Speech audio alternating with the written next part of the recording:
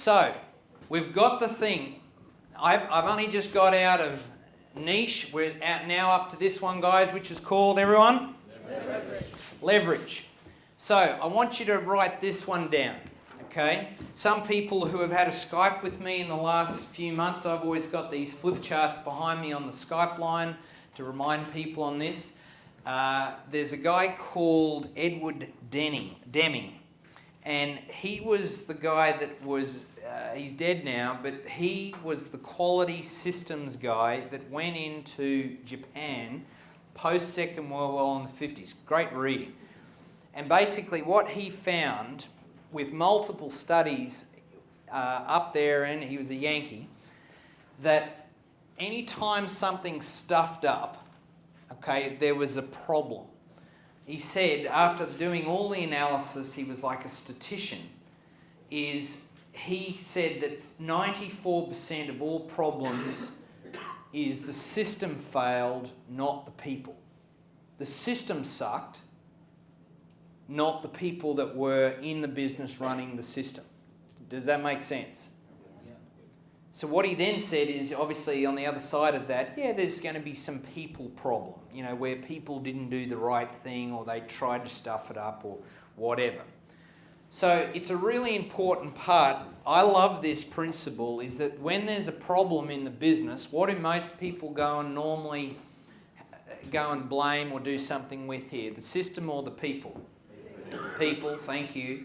Most times I'm telling you, you're actually digging in the wrong hole. Okay, where the gold is to say this one question. I love asking this question. I've been asking this question more in the businesses that we run in the last probably year and a half to 2 years, is when there's an upset, when there's a problem, what does the system need to change? Where did the system go wrong here? I need to do a better job of thinking and creating systems rather than running around blaming people.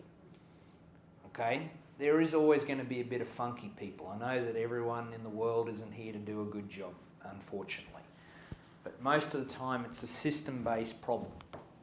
So to do that and get more systemization on a business, here's just simple 9 steps, okay?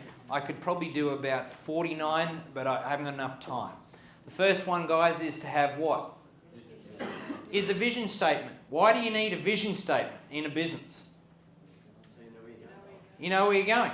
I mean, if you don't know where you're going, or the reason why, the vision is why, guys, write that word down. It's the why the business is in existence. Why is it created?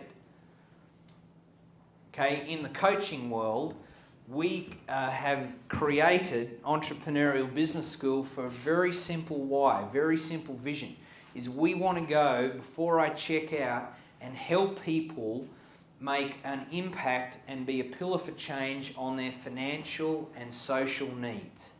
I want people to have more money and more wealth and become a better person in the process. That's the reason why I'm on this stage here tonight.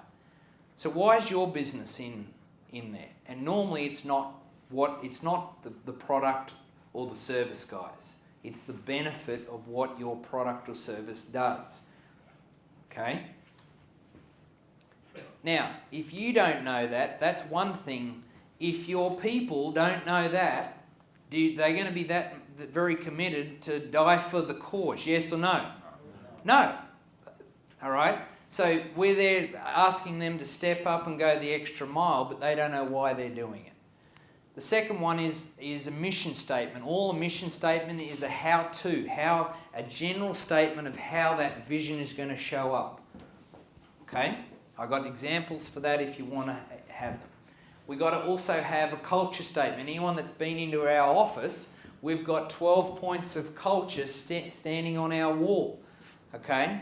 So that we know what's the lifeblood of this business. We've got a little thing for the people that have been in the last probably 6 months, a year maybe, I don't know how long we've had it up there, Gina, but nonetheless, we take off. What we had is, we had an example about a year ago where we got a bit funky with one of the points of culture.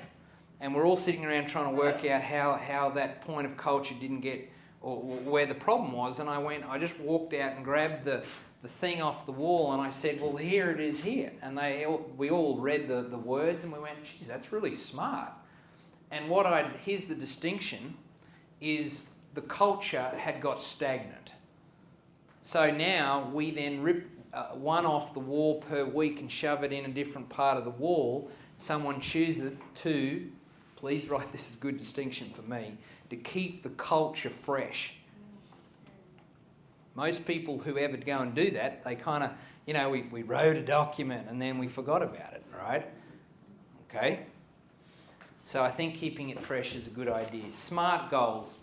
Having an organisational chart. What are the position descriptions or big picture documents? Have we got any KPIs, key performance? If people are wanting to get leverage on a business, this is the area that they got to do. I'm going to say on this one, this is the last one before I move to team. Do the work once, get paid forever or a long time.